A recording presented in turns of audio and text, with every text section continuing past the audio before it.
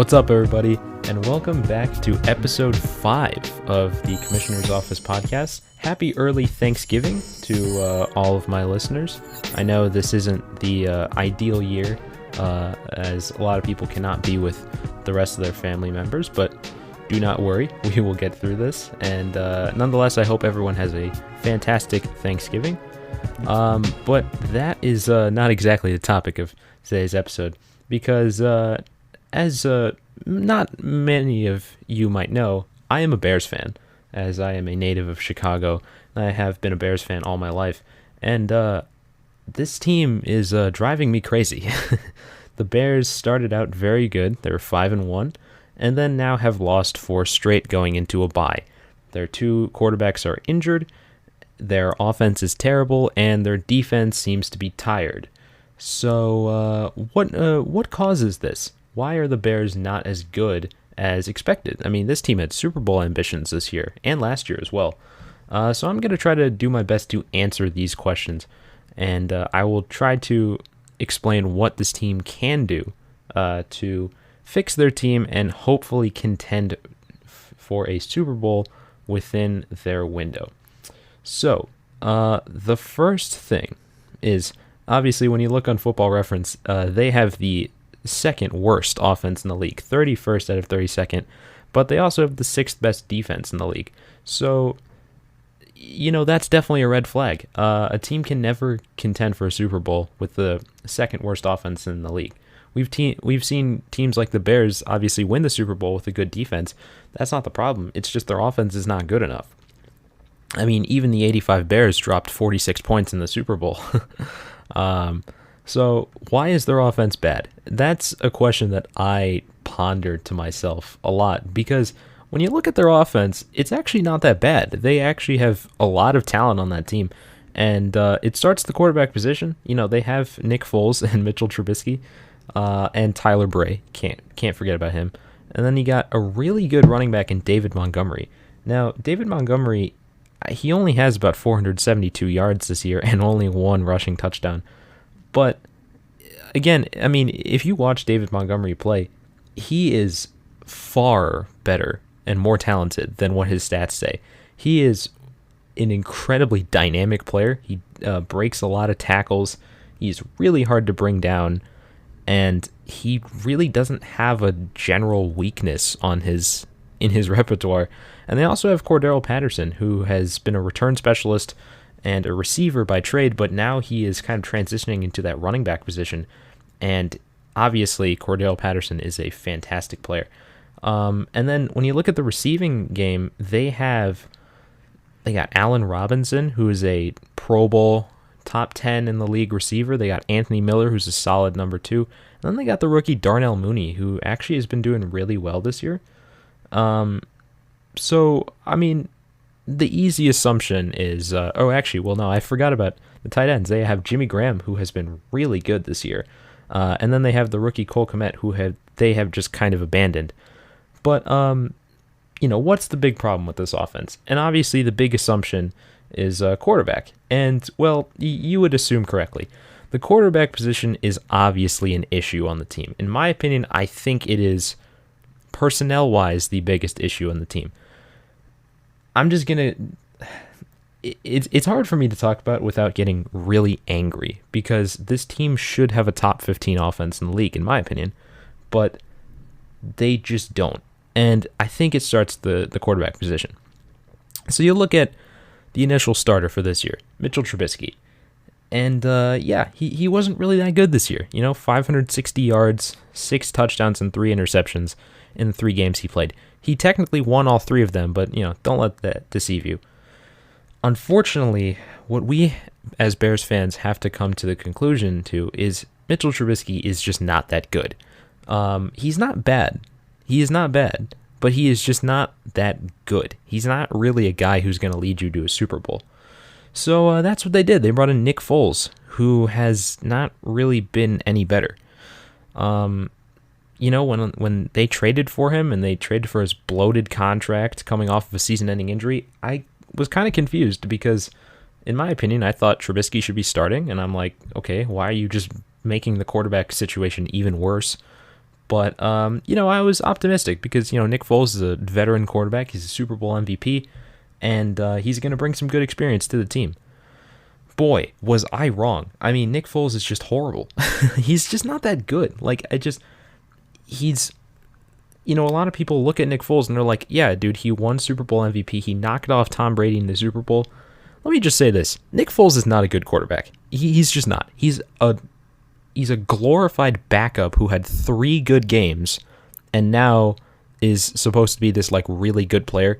I mean, yeah, he had 1 good season in 2013 in a Chip Kelly offense that was really good the first year, and then everyone knew how to stop it and then just completely fell off, look at Chip Kelly offenses throughout the years. That first year, yeah, they were fantastic, but then the second year they were terrible, and then it was uncovered that Chip Kelly is a horrible person, and they fired him. And now he's irrelevant. So I mean, yes, he was good in 2013, but you got to take that one season from Nick Foles with a grain of salt because the Eagles also had a really good offense. But also, look at how he fell out of the league for another 4 years. He was a backup on the Chiefs, and then he went back to the Eagles in a situation where he didn't really think he was really gonna get any playtime, because that was the season where Carson Wentz went off. I mean, he essentially was having an MVP season, and then he tore his ACL, and so everyone was like, okay, the Eagles are done. And then Nick Foles has 3 good games and somehow wins. And also, I will say, I know Nick Foles won Super Bowl MVP in, Super Bowl 52, but that was a team effort. That was not just Nick Foles versus Tom Brady, one-on-one. That was a team win. Everyone on that Eagles team deserves that win. I know you can look at that score. I don't exactly know what the score. It was 41-38 or something like that. But I know you can look at that score and think, oh, well, the Eagles' defense must have been terrible. It was a shootout. That's not true. The Eagles' entire team played really well. They had really good coaching. Their defense was incredible. They got so many turnovers off of Brady at the end of that game that really gave them that win. So don't tell me that Nick Foles was the only reason why that team won the Super Bowl. He was not the only reason why they won the Super Bowl. Now, I'm not saying that Nick Foles is not the only quarterback that could make that team. I don't think there are very many quarterbacks that could lead a team on a Super Bowl run like that. But you also have to consider that Eagles team was just really good. That Eagles team had so much depth and so much talent. I mean, again, Nick Foles isn't that bad, but you're giving a quarterback a really good offense. He's going to do at least okay. The problem with thinking that it's going to happen again with the Bears is just their offense isn't as good. I mean, I would say that maybe their receiving core could rival the Eagles. The Eagles didn't really have very good receiving core that year, but their offensive line, the Bears, is just atrocious. And that, I think, is the second biggest hole on their team. Their offensive line is horrible. It is horrible. I mean, it sucks badly enough that your best lineman, James Daniels, went down with the season-ending injury and Cody Whitehair got COVID and everything. But, man, when Brian Bulaga is sitting in free agency, a veteran tackle for a Super Bowl winning team in the Green Bay Packers, I know he's a little bit over the hill, but he's still producing at a high level, and you say, nah, it's okay. We're just going to sign Jermaine Ifedi, right guard from the Seahawks that haven't had a good offensive line in 7 years at the most? At the least? I don't know. I just don't understand. And that's not even the worst part, I mean, teams have had bad offensive lines and have done very well before. My problem is when you have not 1, not 2, but 3 starting caliber guards that just float into free agency harmlessly. The Bears could have literally signed any of them. They could have signed all 3. They could have signed at least 1. And they chose to do nothing. When your offensive line is being ravaged by COVID and literally has no clue what you're doing, they didn't even think about signing anyone. And you're probably thinking, oh, well, what guards is that? What kind of good offensive lineman floated into free agency? So in the last 7 weeks, we had 3 offensive linemen that just floated into free agency. One of them was Kelechi Osemele, 31. I know he's a little bit older, but he's a 2-time Pro Bowler, 1-time All-Pro, 1-time Super Bowl champ. He's on injured reserve now, obviously, but he got scooped up by the Chiefs and was doing really well until he got hurt. You could have easily gotten Kelechi Osemele. Don't want that? That's okay. Before, you got Quinton Spain, former Bills lineman, that you could have easily scooped up. Now, he doesn't have any Pro Bowls to his name, but Quinton Spain is still a serviceable lineman, and at the very least, he's better than Rashad Coward or Arlington Hambright. Yeah, the Bears' starting center for 2 weeks was Arlington Hambright.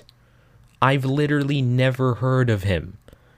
I've never heard of half the Bears' offensive line. The Bears have literally not put any effort into building their offensive line other than drafting James Daniels. Charles Leno was a late-round pick. Charles Leno Jr. is supposed to be their best lineman, and he was not in any way a first-round pick or anything. He was not. He was a 7th-round pick. You look at their starting center, Cody Whitehair, who's had snapping problems his entire career. He was a 2nd-round pick. Him and James Daniels have been the most effort that the Bears have put into their offensive line in 15 years. They haven't taken an offensive lineman in the first round since Gabe Karimi, who was a walking holding call. This notion that the Bears can just start Nick Foles, essentially a rock at quarterback, and not have any semblance of an offensive line, just baffles me. If you have Lamar Jackson and you're the Ravens and you're okay, we have 2 tackles and a half-decent interior lineman, that's fine, because Lamar Jackson is a wizard. But you cannot look me straight in the eye if you're Ryan Pace and Matt Nagy and tell me, no, we're going to have Nick Foles, an incredibly unathletic and old quarterback, be our starting quarterback when you have literally no offensive line. You could build a wall instead of having the Bears' offensive line, and it would literally do better than what we have now. The line is a massive problem. It is a huge problem. In 2018, when the Bears had, I believe, the 8th or 7th overall pick, and they took Roquan Smith, I was really hoping they took Quentin Nelson, because I didn't even care if Quentin Nelson was bad or good. I just wanted the Bears to show that they had the slightest ambition to take a lineman first overall. Now, Quentin Nelson was taken, I think, the pick or 2 before, and Roquan Smith has turned into a fantastic player. That's fine. But just the fact that the Bears have had so many chances to build their line and have it doesn't even have to be good, it just has to be useful in some way. If you watch that Bears-Rams game on Monday Night Football in week 6 or 7, Nick Foles had maybe 2 plays the entire game where he had good protection out of the 60 or so snaps he took in shotgun. It just doesn't make any sense to me why this team has not invested in their offensive line. And now it's finally coming back to bite him. At least when they had Trubisky, he could, dance out of the pocket and make a nice play on the run, and then they could at least have this facade up that they have a good offensive line because Trubisky is making them look good. But it's never been good. It has never been good. It has always been a problem. I can't remember a time in my entire lifetime where the Bears have had a half-decent line. Even going back to the days of Cutler was still pretty good in the pocket, and their line wasn't necessarily anything special. Forte had to do a lot of stuff. Cutler had to throw a lot under pressure. The Bears have just never put any effort into fixing their line, and that's something that they have to do in addition to the quarterback position. Now, another thing regarding the offense is, and the quarterback position specifically, is that a lot of people tell me, Daniel, they have Mitchell Trubisky as their quarterback. He's the worst quarterback in the league, and he's this horrible player, and he's just awful. First of all, that's not true. If Mitchell Trubisky is this horrible quarterback, then how come he led the Bears to a 12-4 record in his second season under the helm? Like, at the helm? Like, how come if Mitchell Trubisky is this horrible player, then why has he made a Pro Bowl?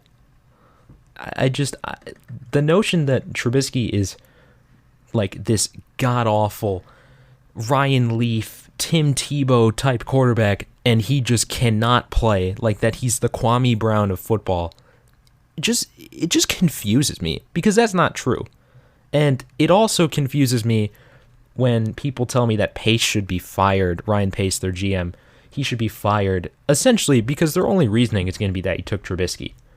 Well, I actually have some research, because I looked up on Google the 2017 NFL mock draft and the NFL QB ratings going into the draft.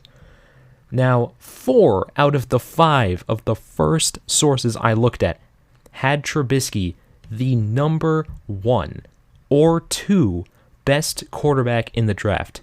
And then the one that didn't have him at number 1, DeShone Kizer, was rated ahead of him, who might actually play for the Bears, so you don't know. But so Trubisky was like widely accepted as the best quarterback in that draft. And in the one instance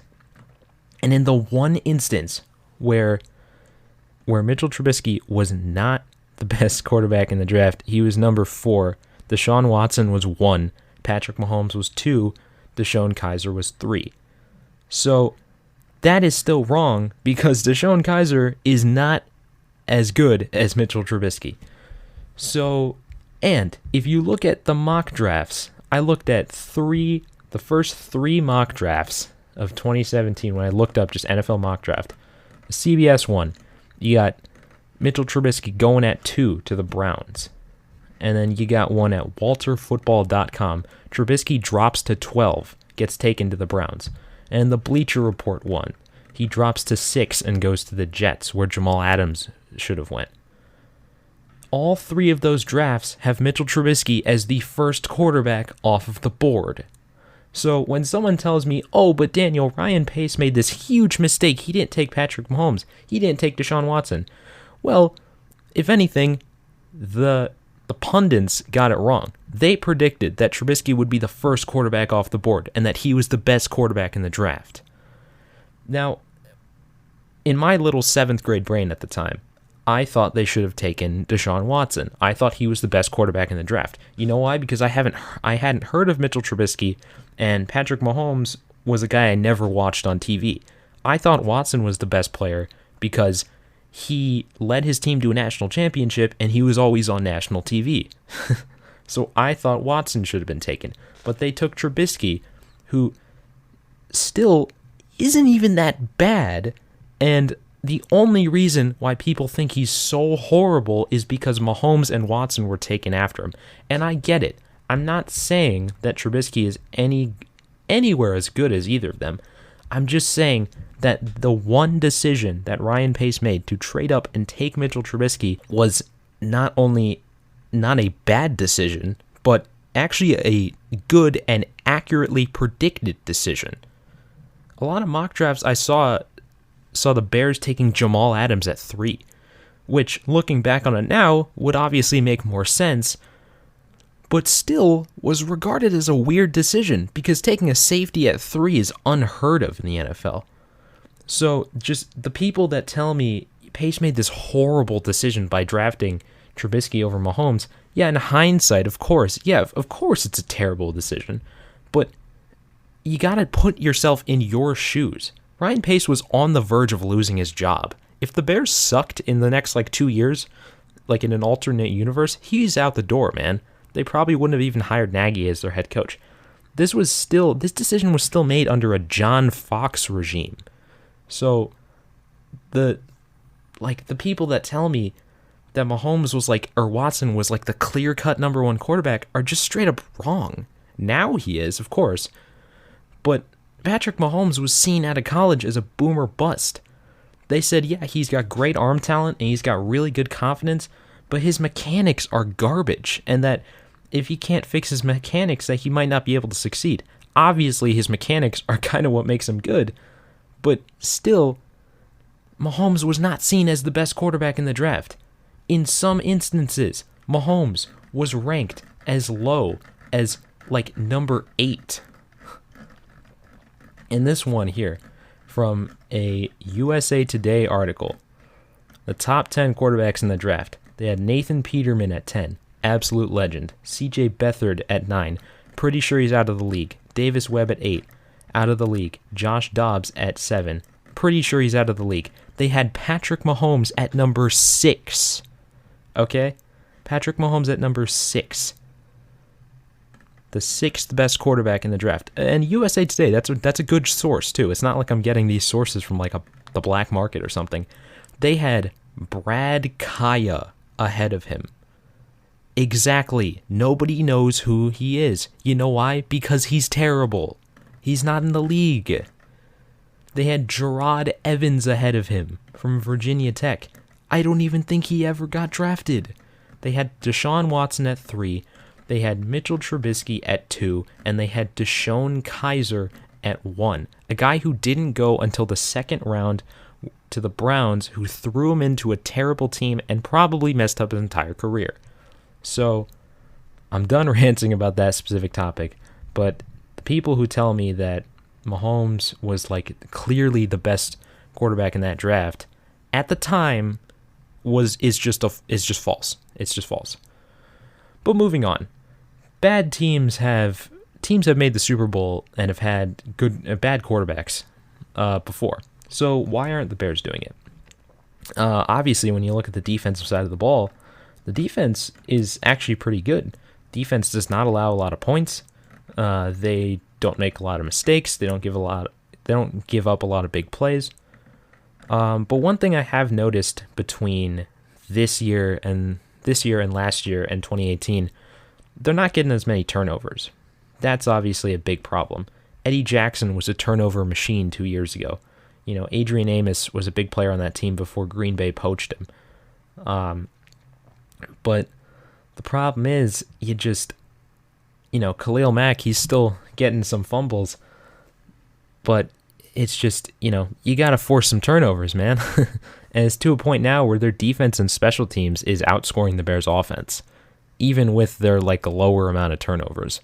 So I wouldn't say the defense is a problem. I just think they need a little bit of rejuvenation, Like you got to have, and it starts with the offense, man. You got to fix the offense so the defense has enough confidence and energy to keep their good play going.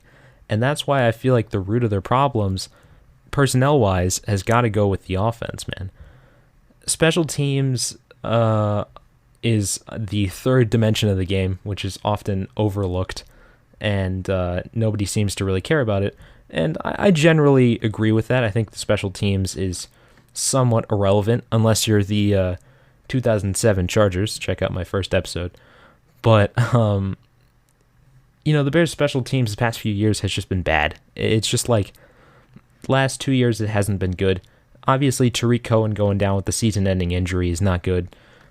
Cordero Patterson is doing the best he can, but they don't block any punts. Their return coverage is and their punt return game is horrible. It has been terrible this year. Ted Ginn was an absolute stinker of a signing. Jesus Christ, he was horrible. Didn't field like a single punt the entire time. Had like one catch the entire season and got cut by week 5. Like, he was horrible. They brought in Dwayne Harris, who is kind of washed up, and so far wasn't that bad, but, sometimes they put Anthony Miller out there. Anthony Miller has terrible hands, so I don't really think he should be fielding punts. He's more of a running back, if anything, really. But, it just sucks. And then on top of that, on top of all the struggles that this offense and special teams has, they haven't paid Allen Robinson.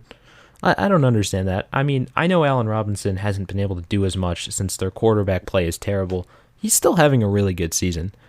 So why aren't they paying Allen Robinson? Are they saving up the money so they can sign another overrated quarterback? Like, why aren't they gonna pay him, you know? He is a top 15 receiver in the league, and they're just like, no, we're just gonna take my money elsewhere. Like, I don't understand. Please, Ryan Pace and Matt Nagy, if you are watching, which I know you obviously are, please pay Allen Robinson, because he's your best receiver. He's probably your best player on offense. Please just pay him. If you keep Allen Robinson around for most of his prime, you're going to have a chance. If this team loses Allen Robinson, that means Anthony Miller is going to be your number one receiver. And that is something that keeps me up at night. So, you know, I'm not going to try to be fully negative, and I'm going to try not to rant that much, because I really don't like to, because it makes me kind of sad, honestly, because this team was so good 2 years ago, and we lost on a botched field goal to the Eagles, and we should have won that game. Easily should have won that game. I don't think we would have made it to the Super Bowl, but I feel like that momentum would have carried us into the next year. But I still think there are problems above the offense and defense and special teams. The most common theory I get from fellow fans of the Bears and just in football in general for the root of their problems is, it's definitely Pace's fault. And that's a lie. It's just not true. Usually people say that, as I mentioned before, because of drafting Trubisky, which I've already proven was not only a good decision at that time and wasn't necessarily the worst decision they could have made. I don't think Pace is the root of the problem. I do think his time is up with the team, personally. I think he's been here for long enough, but he assembled a good team, man. I mean, you can't look me in the eye and say that Ryan Pace didn't give us a good team. Again, if Pace is the root of the problem, then this team wouldn't have made the playoffs. This team wouldn't have been contending for a Super Bowl. You know, you can't trade for Khalil Mack and get Allen Robinson on the team and then say, yeah, no, that's still his fault. It's just not his fault. Like, Ryan Pace has given the Bears a fantastic team to work with. It is far from his fault. I still think he should be fired, but not like because he has failed to build a winning team in general. I think the power has kind of like gone to his head, and he's just kind of like tried to put a Band-Aid on a gangrenous wound. Like, I just don't, I don't personally think he is the total root of the problems. So the question is, who do I think is the problem? And it's Nagy, the head coach of the Bears, Matt Nagy. He's definitely the problem, because he is just very incompetent as a head coach. And I'll tell you why. First of all, if this guy is so offensive-minded, then why does he run the second worst offense in the league, when I've already proven that it is not because of the personnel on the team? If he's a player's coach, then why does he just never take responsibility for anything, I just don't really understand. Like, he's not really that likable of a guy. He constantly is just kind of trashing reporters and refusing to answer questions. I'm kind of exaggerating, but he's not really that likable of a person. He's not I've said it before and I've said it again, man. He comes from the Andy Reid coaching tree, and he has none of the things that make Andy Reid a good coach and all of Andy Reid's weaknesses. Just like Andy Reid, he cannot manage a play clock to save his life. Oh my God, he is horrible at managing play clock. He just kind of gives up in certain games.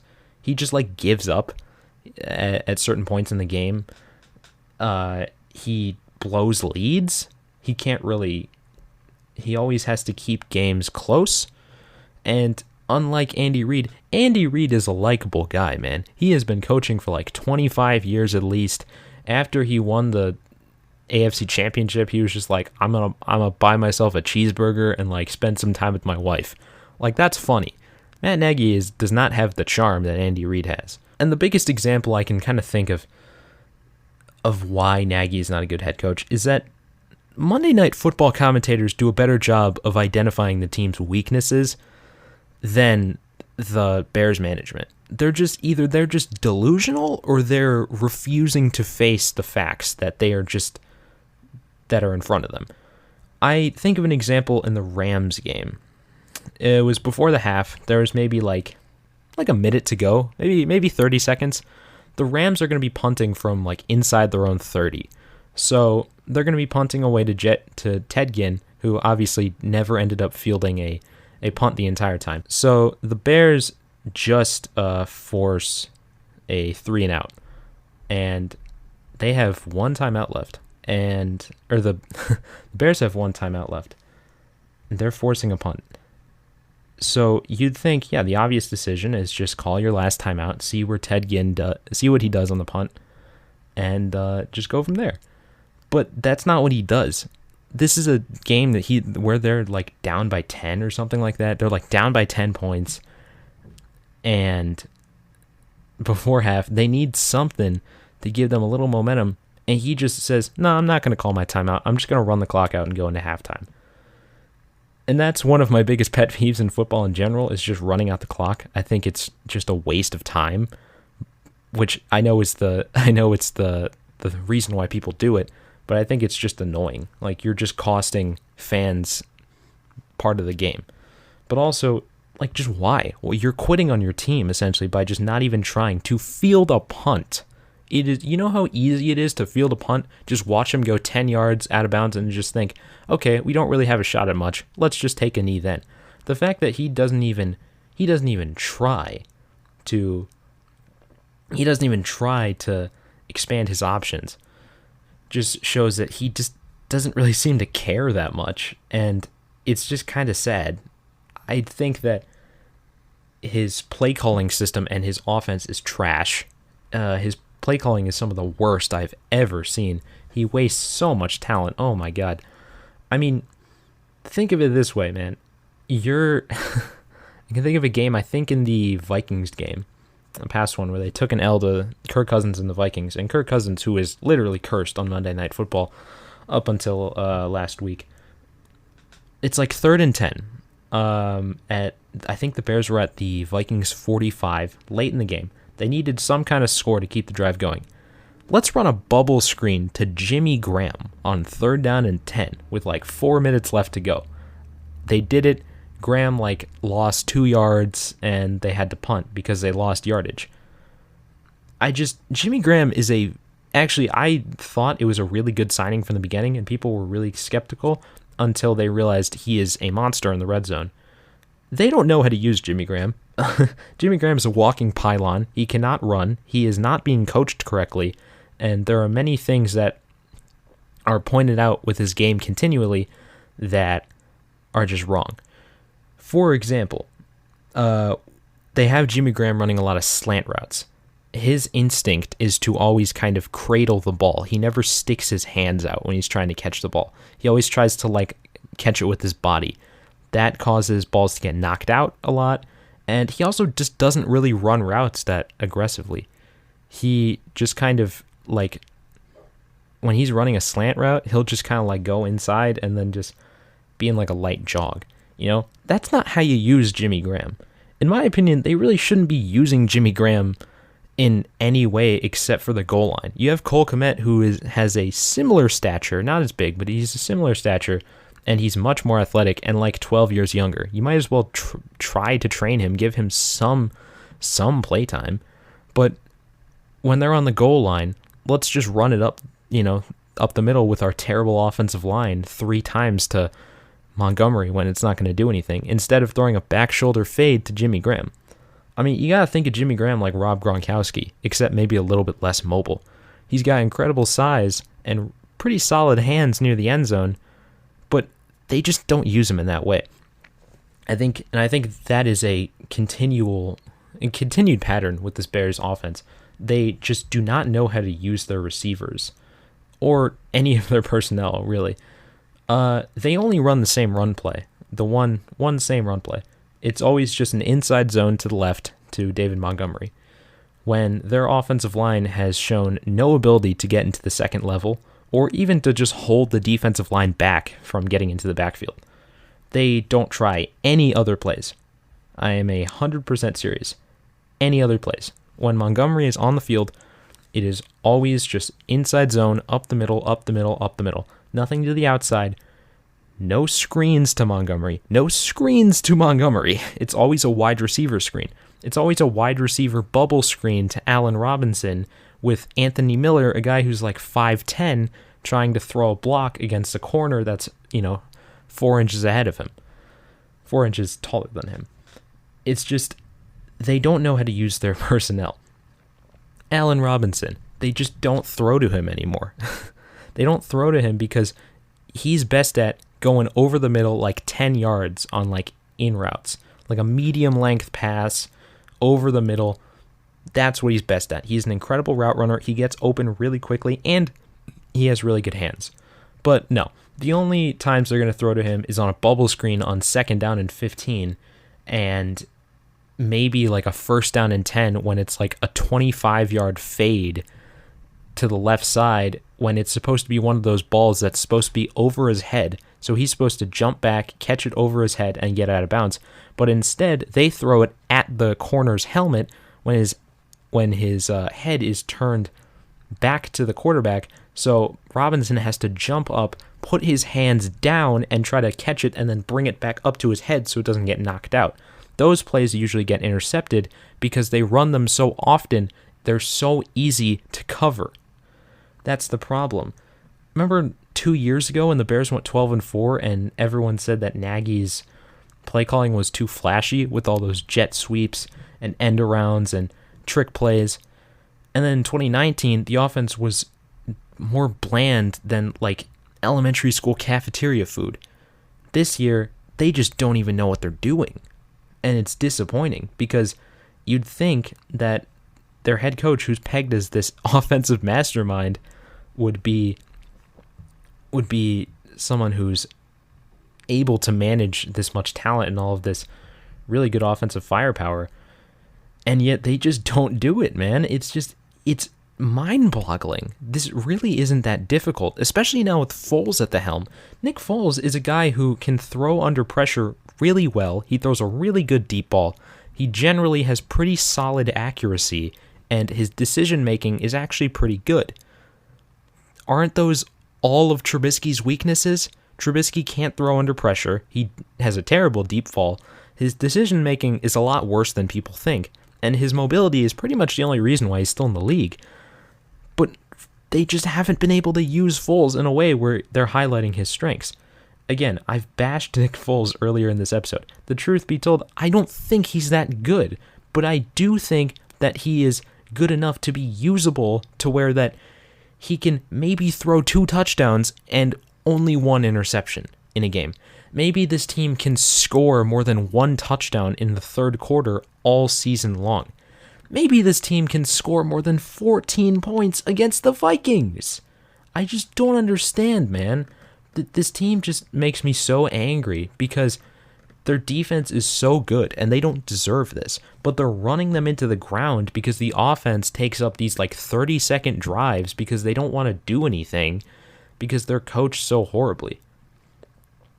And again, you can't blame this on Pace because Pace is really good at drafting. His free agency skills are actually pretty good. His free agency acquisitions this year have been horrible.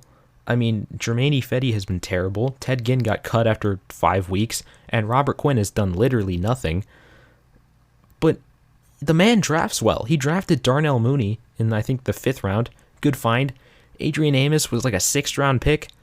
He brought in Akeem Hicks, who was washed up, but now has turned into a really good player.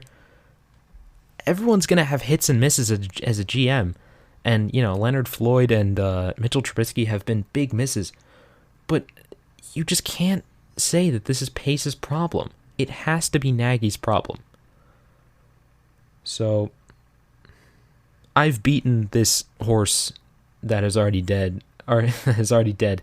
so far into the ground now that you're probably wondering, well, you've made a good argument.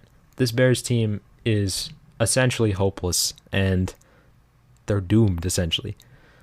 I don't necessarily think that that's true. They're 5-5, and they're still second in the NFC North. The expanded playoff format has them still in the hunt. They're not out. They're down, but they're not out. Do I think that they're going to win, 6 straight games and finish 11-5? When you got to play Green Bay twice, I don't think so. Anything's possible. I've seen weirder stuff. But going into the next few years, this is what I want the Bears to do. Okay. So, first thing you got to do. If I'm the GM of the Bears, this is what I got. No, not even GM. If I'm owner of the Bears, if I am Virginia Hallis McCaskey, if I had all of her 99-year-old, I don't know. I mean, I don't know how old she is, but if I had all of her almost 100 years of wisdom, this is what I'd do. First, I would re-sign Allen Robinson. He is a key player to this team. He's the best player on your offense, and he is your best receiver that you've had in years. Re-sign him, pay the man whatever he wants. Bears are a big market franchise. They have money. Second thing I would do, fire Ted Phillips. Ted Phillips is, I believe, the CEO or the president or something like that. He is useless, has been here for way too long, and is reportedly really angry and does not like to meet with people. He does not know what he's doing. Get rid of him. Let the Hallis McCaskey boys do what they do. I know they don't really know what they're doing, but just anything rather than Ted, because Ted is kind of weird. End of the season comes around. Fire Matt Nagy. Just fire him. He's not the best fit for this team. Now, who do they hire? I don't personally know. It's too early in the season to see what coaching options are going to be there. I've seen Jim Harbaugh has been a name that's floated around, which I actually think might be pretty good. I think that potentially would be okay. Jim Harbaugh is kind of a circus in of itself because he's kind of animated, but he's a good coach, man. He's led a team to a Super Bowl. Probably should have won that one if it weren't for Roger Goodell conspiring with the Illuminati to turn the lights off. But that's a story for another time. So yeah, you got to fire Nagy. I would bring in an offensive-minded head coach. The defense has proven under Pagano that they're at least serviceable enough to make a deep playoff run. Third thing you got to do, dedicate your entire offseason to retooling the offensive line and drafting a quarterback. I don't know what offensive linemen are going to be in free agency this year. I really don't. So draft them. Go full offensive line. Every single one of your picks, except for your first round pick, because you got to take a quarterback in the first round, man. Think of it this way: Nick Foles has an opt-out clause in his contract. I don't think he's going to take it, but if he does, get him out of here. If you want to keep Trubisky around on a 1-year deal, he's a serviceable backup. That's fine, but draft a quarterback. It's not going to be Trevor Lawrence. Unfortunately, I want the Bears to tank for Trevor Lawrence, but they were too good. So they're not going to get Trevor Lawrence. He's going to the Jets. Think about someone else like Trey Lance or Justin Fields. Justin Fields is a dynamic player, man. Really fast, pretty solid pocket passer. Goes to Ohio State, well coached. You got to think about drafting a quarterback, man. Not even think. You have to. If you don't, do you want to waste Khalil Mack's prime? Do you want to waste another 2 or 3 years of this really good defense? I don't think so. I really hope you don't want to, because I don't want you to waste this defense. So that's what they got to do. They got to clean house in the leadership and the executive branch of the Bears. They got to get rid of Pace, get rid of Ted Phillips. They got to clean house in the coaching staff. Chuck Pagano, I think he's good enough to keep around. I don't personally think he's that good of a head coach, or, just a coach in general. But you know what? He runs a pretty solid defense, so keep him around. Bill Lazor is useless. He is a offense puppet for Matt Nagy. We saw that in the Vikings game. His play calling was a little better, but still terrible. And you know why? Because he coached the Bengals and the Dolphins previously at the Bears. He is a puppet. That's the reason why Nagy calls all the plays, so get him out of there too. And he's going to be fired anyway. You got to get rid of Nagy, man. It's a tough step, but they got to get rid of it. Do I think they're going to fire him? No. I think they're going to keep him along for 1 year too late. I think they're going to fire Bill Lazor as a PR move to say, hey, look, we're going to fix the offense. We fired our offensive coordinator, not realizing that Nagy is essentially the offensive coordinator and Bill Lazor is a puppet. That's just how offensive-minded head coaches work. It's the same thing with defensive-minded head coaches. It's the same thing. So you got to just clean house, man. I wouldn't blow up the team just yet because they're not that old. They're pretty much in their prime now. You got to clean house in the executive branch of the team. Get rid of Nagy. Find a better coach. Maybe someone like Robert Saleh. He's a defensive coordinator for the 49ers. I know I said I want an offensive-minded head coach, but he's really good. Eric Bieniemy, I think, is the offensive coordinator of the Chiefs. You could try dipping into the Andy Reid well again. I'm not sure how well it's going to work, but you could try that. But just anyone but Nagy. And finally, please draft a quarterback. If it takes 2 years, that's okay. I just want this team to just have a 4,000-yard passer just once. That's the funny thing. The Bears are literally like the oldest team in the NFL, and they've never had a 4,000-yard passer. They've never had a good quarterback. They haven't had a good quarterback since World War II. Please, try to draft a good quarterback. I'm just tired of talking about it at this point. I'm tired of being a meme, okay? I'm tired of it. The Jaguars have had better quarterbacks in their history. Please, just draft a quarterback. So that is going to conclude episode 5 of the Commissioner's Office podcast.